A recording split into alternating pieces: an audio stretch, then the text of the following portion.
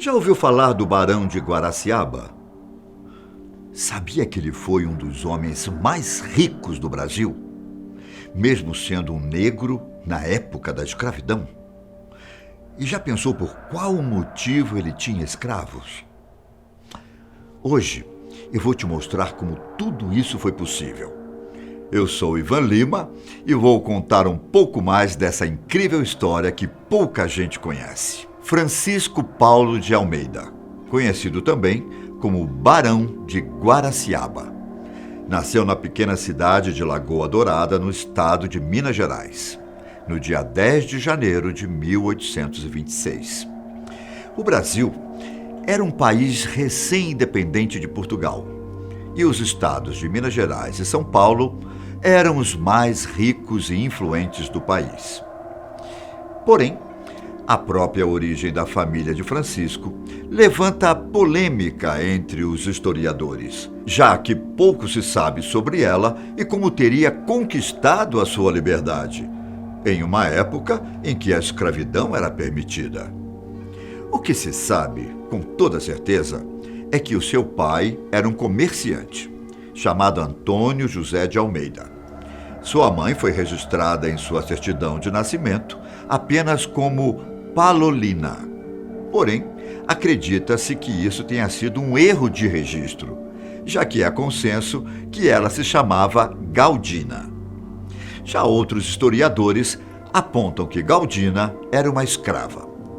O maior problema disso tudo é que não se tem nenhum registro de que Francisco fosse filho de escravos e, portanto, não é possível afirmar nada sobre sua origem. De qualquer forma, se sabe que ele era descendente de negros, no período da escravidão. Quando era adolescente, decidiu aprender uma profissão. Então se tornou um ourives, produzindo botões e abotoaduras especiais. Como morava em Minas Gerais, pedras preciosas e materiais como ouro e prata eram abundantes. Logo, nessa época, ser ourives era muito comum. E além de ter aprendido a profissão de ourives, Francisco tocava violino em eventos como enterros. Isso gerava uma pequena renda extra e ainda permitia que ele pudesse levar as velas restantes para casa, para poder estudar à noite. Ou seja, desde criança, ele tinha um espírito empreendedor, sempre querendo arrumar dinheiro a mais de alguma maneira. Mas, quando fez 15 anos, ele largou tudo para ser tropeiro, conduzindo rebanhos de Minas ao Rio de Janeiro. Nessas idas e vindas, conseguiu fazer uma boa grana ao comprar e vender gado. Ao mesmo tempo, conheceu muitos fazendeiros e passou a se interessar cada vez mais pela ideia de ter sua fazenda. Não demorou muito e começou a comprar terras no estado do Rio de Janeiro, na região de Valença. Sua ideia inicial era plantar café, produto que cada vez mais tinha uma demanda tanto nacional quanto internacional.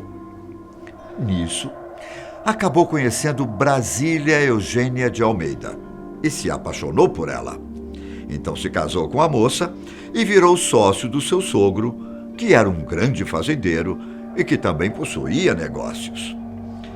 Quando este veio a falecer, deixou praticamente todos os seus negócios e fortuna para Francisco, que passou a administrar tudo. Com o dinheiro, comprou mais fazendas e investiu em outros negócios. Por conta dessas aplicações, ele acabou fazendo sua fortuna crescer vertiginosamente. Para você ter ideia, no auge, ele chegou a ter cerca de 700 mil contos de réis em bens, negócios e dinheiro. Isso daria a ele um status de bilionário nos dias de hoje. E é aqui a parte que pode chocar algumas pessoas ou deixar você um pouco confuso. Francisco utilizava a mão de obra escrava em suas fazendas.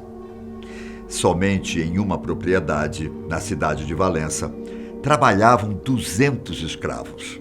Alguns historiadores estimam que, somando todas as terras de Francisco, mais de 1.000 escravos poderiam ter o Barão de Guaraciaba como dono. Historicamente falando, na época em que Francisco tinha seus escravos, o trabalho nas fazendas de café e também nas que produziam cana-de-açúcar era considerado um tipo de trabalho que deveria ser feito por escravos.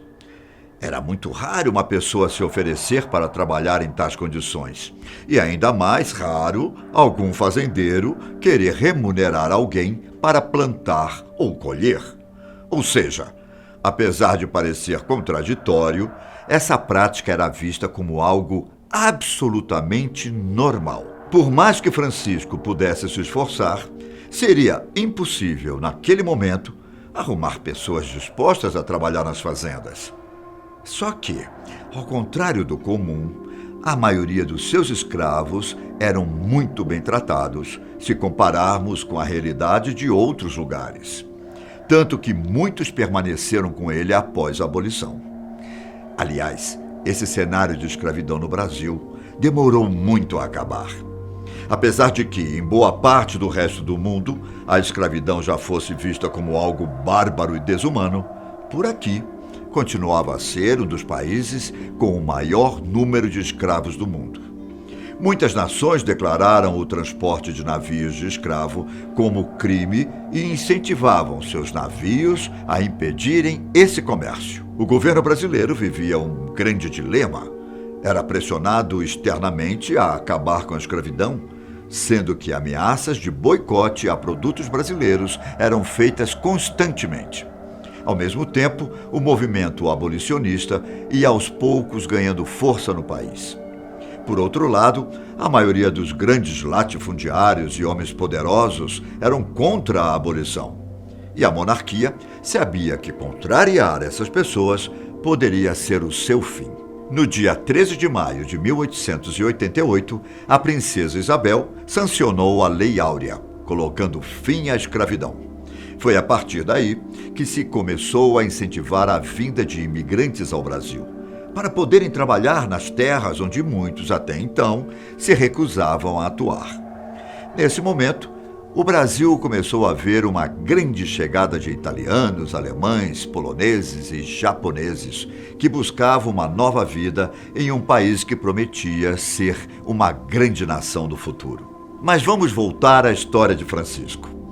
Pouco tempo depois de aumentar a sua quantidade de fazendas, ele decidiu que era hora de novamente expandir os seus negócios. Juntamente com outros sócios e fazendeiros, com quem tinha boas relações de negócios, fundou 2 grandes bancos da época: o Mercantil de Minas Gerais e o Banco de Crédito Real de Minas Gerais. O então fazendeiro tornava-se também um banqueiro.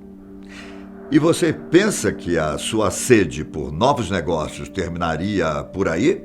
Não. Francisco começou a perceber que o Brasil caminhava por uma grande expansão de sua malha ferroviária. A ideia era poder escoar o café produzido no interior do país para os portos, como o de Santos, no litoral do estado de São Paulo.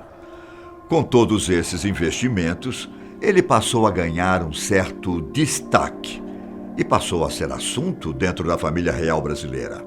Em 1883, uma das ferrovias nas quais ele investiu dinheiro foi inaugurada por Dom Pedro II. A partir desse momento, começou uma boa relação entre ele e a família real. Já em 1887, por ser um homem muito rico e de acordo com a justificativa da princesa Isabel, por ter merecido e ser digno, ele recebeu o título de Barão de Guaraciaba, o primeiro negro a receber tal honraria. Ele também participou do investimento da primeira hidrelétrica a ser construída no Brasil, na cidade de Juiz de Fora, em Minas Gerais. Ou seja, o homem sempre se mostrou um visionário. Já a sua vida privada era cercada de luxos. Francisco se vestia bem, viajava à Europa sempre que podia, inclusive mandando seus filhos para estudar em Paris. Ele também tinha grandes propriedades. Uma das mais famosas era o Palácio Amarelo, sua residência na cidade de Petrópolis, no Rio de Janeiro, que anos depois acabou se transformando na Câmara Municipal.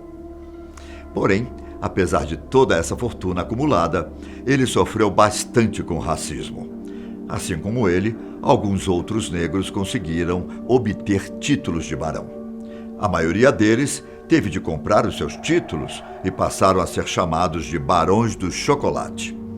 Isso não impedia que muitos nobres e grandes empresários evitassem Francisco e, sempre que pudessem, se esforçassem para prejudicar os seus negócios. Só que em 1889, a instabilidade política estava muito grande no Brasil. A elite estava insatisfeita com a monarquia brasileira e com suas decisões, como, por exemplo, a abolição da escravidão um ano antes. Assim, esse grupo começou a pressionar pela saída do imperador e pediam a implementação da República. Quando o movimento ganhou o apoio do exército, um golpe de Estado foi dado e o Brasil se tornou uma república. A família real foi exilada e uma nova realidade política passou a tomar conta do Brasil. Os estados de Minas Gerais e São Paulo passaram a disputar o poder do país naquilo que ficaria conhecido como política do café com leite. Já mais velho e enfraquecido pela saída da família real, Francisco começou a desacelerar o seu ritmo. Aos poucos, foi vendendo boa parte de suas empresas e fazendas. Ele acabou morrendo em 1901, com 75 anos de idade, na casa de sua filha, com quem passou a morar nos últimos momentos de vida. Entretanto, mesmo após sua morte, ele ainda deixou uma grande fortuna para seus herdeiros. Entre os herdeiros estavam seus filhos e alguns daqueles ex-escravos citados anteriormente, que trabalharam para ele mesmo após a abolição da escravidão. Eu vou ficando por aqui. Até um próximo vídeo. Tchau.